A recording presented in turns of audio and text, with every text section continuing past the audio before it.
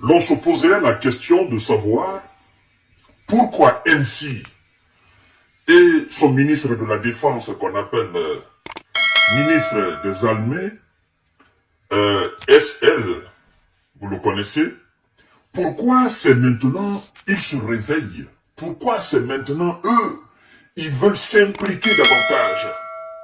Parce que, je me souviens bien, tout au début de cette situation, ils ont été largement critiqués par leurs propres alliés de leur laxisme, du fait qu'ils ne donnent pas assez, du fait qu'ils ne s'impliquent pas assez, ils ne donnent pas assez en termes de munitions, en termes d'équipement militaire, en termes d'engagement, ils ne donnent pas assez. Et depuis le désistement des États-Unis, depuis que le Congrès refuse de débloquer les 61 milliards, nous avons constaté une certaine montée du côté de MC et de ses potes qui sont au pouvoir, n'est-ce pas, au niveau de l'Hexagone. Tenez, hier, samedi, dans une interview, son ministre de la Défense, donc ministre des Armées, va faire une déclaration, je dirais pas qu'il va créer une certaine tension au niveau des autorités russes. Je dirais tout simplement que, bon, c'est une déclaration comme tout autre. Vous comprenez? Mais ils sont en train de s'enfoncer davantage au fait.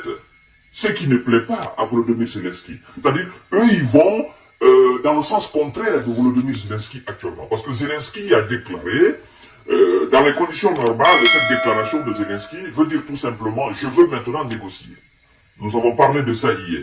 Mais eux, ils font une déclaration en disant que ils vont donner prochainement une centaine de véhicules avec des missiles. Une centaine de véhicules blindés. Mais nous allons voir tout à l'heure dans les profondeurs, de quels véhicules blindés s'agit-il? Est-ce qu'il s'agit des chars ou bien est-ce qu'il s'agit des véhicules blindés anciens transportant les troupes sur le théâtre de l'opération? Nous allons voir tout à l'heure. Mais avant de continuer, s'il vous plaît, chers dames, chers messieurs, chers mademoiselles, tâchez de vous acquitter de votre devoir patriotique, hein, de votre devoir, n'est-ce pas, de citoyen international. Justement, vous cliquez sur le bouton partager, vous partagez cette information dans tous les groupes possibles, vous vous abonnez massivement sur cette page et vous activez la cloche de notification pour ne plus rater mes émissions. Vous vous abonnez aussi sur ma chaîne YouTube, le lien est juste là, dans le titre, mais aussi dans les commentaires. Alors, mesdames et messieurs, on y va directement dans les tréfonds, n'est-ce pas, de cette déclaration du ministre de la Défense de MC. Et écoutez ce qu'il a dit. Partagez la vidéo dans tous les groupes possibles. La France va prochainement livrer à l'Ukraine des véhicules blindés anciens, mais encore fonctionnels, ainsi que des missiles Aster. Alors, on peut en parler en centaines pour 2024 et 2025. Donc, on peut dire que la France va livrer des centaines de véhicules blindés en 2024, mais aussi en 2025. Alors, chères dames, chers messieurs, chères demoiselles, a déclaré le ministre de la Défense, n'est-ce pas, française. Un nouveau paquet d'aide à l'Ukraine dans sa guerre contre la Russie. Le ministre des Armées, SL, a annoncé dans un entretien à la tribune publié samedi soir que la France allait prochainement livrer à Kiev des centaines de blindés anciens mais encore fonctionnels ainsi que des missiles Aster. Alors, je dois vous informer quand même que ce sont des véhicules blindés qui datent, je crois bien des années début 80, parce qu'on nous annonce que ces véhicules blindés ont 40 piges. 40 années, n'est-ce pas, dans leurs pieds.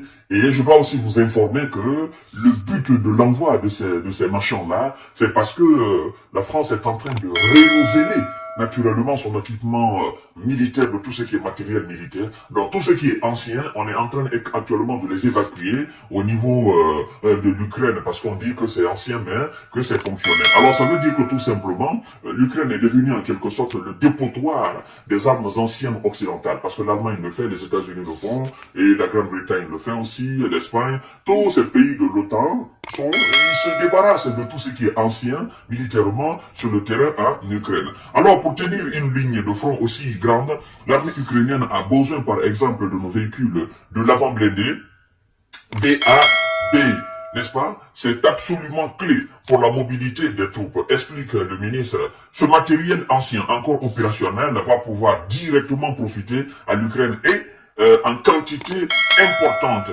On peut en parler en centaines en 2024, mais aussi en 2025. Les fameux blindés de transport de troupes VAB, plus de 40 ans. Donc, ah voilà, plus de 40 ans, ça veut dire que ça peut aller chercher même dans les 42, 43, 45 ans. Plus de 40 ans, au compteur, sont en train d'être remplacés dans l'armée de terre française par des blindés de nouvelle génération. La question est de savoir, si vous voulez réellement que l'Ukraine remporte face à la Russie, pourquoi vous envoyez des anciens? Vous envoyez des anciens, vous équipez votre propre armée avec de la nouvelle génération. La nouvelle génération, dans les conditions normales, c'est ce qui est censé être envoyé en Ukraine. Parce que la Russie est en train de se battre avec des armes, n'est-ce pas, de génération actuelle et de génération future. Alors comment vous pouvez envoyer des choses qui datent il y a plus de 40 ans pour combattre ce qui est d'aujourd'hui et ce qui est demain? La question reste posée quand même. C'est pourquoi je dis que ces gens, ils n'aiment pas ce pays-là. Vous comprenez? Partagez la vidéo. Et d'ailleurs, je dois vous signaler que, je crois bien c'était début 2023, les Ukrainiens avaient en quelque sorte dit aux autorités françaises que, voilà, tout ce que vous avez envoyé de blindage, en réalité, c'est pas des blindés, parce que, voilà, nos militaires, ils ne sont pas en sécurité. Le blindage n'est pas renforcé, et à chaque fois qu'on tape, ça écrase. Vous comprenez? Alors, eux-mêmes, les Ukrainiens, l'armée ukrainienne avait même critiqué. J'ai fait moi-même une émission là-dessus où, voilà, j'ai mis ces vidéos-là et vous avez vu. Donc, je me pose la question de savoir pourquoi vous voulez encore envoyer des choses que les Ukrainiens ne veulent plus. Ou bien ça pour juste le nom et le nombre. Oh non, là, la France va envoyer plus de 100 véhicules blindés avec des missiles. Bon, ça va faire quoi? Plus de 100 véhicules blindés. C'est pas des chars. Eux, ils ont besoin de chars nucléaires. Mais vous refusez de les envoyer. Au moins, si vous disiez que la France va envoyer plus de 100 chars nucléaires, vraiment de dernière génération, au moins, ça pouvait faire quelque chose. Mais des véhicules blindés, des véhicules simplement qui doivent transporter des troupes sur le terrain, écoutez, des troupes sur le terrain, s'il y en a encore, il y a même pas de troupes. Il n'y a pas de militaires. Hein? Les gens refusent, n'est-ce pas, de faire la mobilisation. Alors, vous voulez transporter quelle troupe sur le terrain? Partagez la vidéo dans tous les groupes possibles. Hein? Mesdames et messieurs, partagez la vidéo dans tous les groupes possibles. Alors, des munitions téléopérées, répondant aux questions présentes répondant aux demandes pressantes de l'Ukraine de renforcer sa capacité de défense anti-aérienne, la France va débloquer un nouveau lot de missiles Aster 30 pour le dispositif SAMPA T Mamba, l'équivalent du patriote américain. Nous développons aussi des munitions téléopérées dans les délais très rapides pour les livrer aux Ukrainiens dès cet été. Alors, mesdames et messieurs, il continue toujours en disant le ministre n'exclut pas aussi de recourir à des réquisitions ou d'imposer aux industriels d'accorder la priorité aux besoins militaires par rapport aux besoins civils pour accélérer la production auprès de la, n'est-ce pas, voilà, pour accélérer la production. Voilà. Il a de nouveau mis à la pression en juin l'industrie de défense de production davantage et plus rapidement pour répondre aux besoins de l'armée française tout en assurant la durée de soutien à l'Ukraine. Bon, écoutez, on va pas perdre le temps. On va pas perdre le temps assez sur ça parce que aujourd'hui, il faut dire que l'objectif de tous les États de l'OTAN, c'est de renforcer leur propre capacité militaire parce qu'ils ont peur. Vous comprenez? Et renforcer leur capacité militaire, renforcer la capacité matérielle militaire de ces pays de l'OTAN, demande aussi l'évacuation des anciens qui sont là. Et donc, ces anciens, parce que si la France n'était pas dans l'optique de moderniser son armée, vous pensez qu'elle allait se débarrasser de ses anciens? Non, c'est parce que elle a mis maintenant du poignet pour se donner les moyens pour augmenter, voilà, la défense qu'elle va envoyer les anciens là en Ukraine. Mais ces anciens ne vont rien changer dans la donne. Vous voyez? Alors, Chers dames, chers messieurs, chères demoiselles, vous voyez la marmaille qui est derrière cette histoire-là. Pendant que d'autres sont en train de se battre pour la paix, d'autres continuent quand même à donner des armes. Et moi, je dis dans tout ça là, s'ils font pas attention, par fini, Vladimir Poutine ne va plus accepter de coopérer avec eux. Il va plus accepter de venir autour de la table avec eux afin d'entamer une procédure de négociation. Lui aussi, il va continuer sur le terrain. Il se dira, ben écoutez, pendant que d'autres sont en train de parler de paix, d'autres sont en train de les armer, bon, nous continuons à les armer, parce que nous sommes un et indivisibles. On n'a pas, on demande pas encore d'aide à la Chine ou encore moins de la Corée du Nord. On continue notre objectif.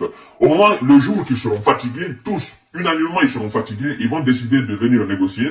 On va voir ce qu'on pourra leur dire. Alors, chers dames, chers messieurs, chers demoiselles, contrairement à ce que le ministre de la Défense français a déclaré, Volodymyr Zelensky a fait aussi une déclaration. Je viendrai tout à l'heure devant vous pour décortiquer cela et vous allez comprendre réellement que l'Europe, pas même la France, l'Europe ne peut pas remplacer les États-Unis dans le fournissement d'armes à l'Ukraine. Partagez cette vidéo dans tous les groupes possibles, abonnez-vous sur cette page, activez la cloche de notification pour ne plus rater mes vidéos. À tout à l'heure, merci beaucoup.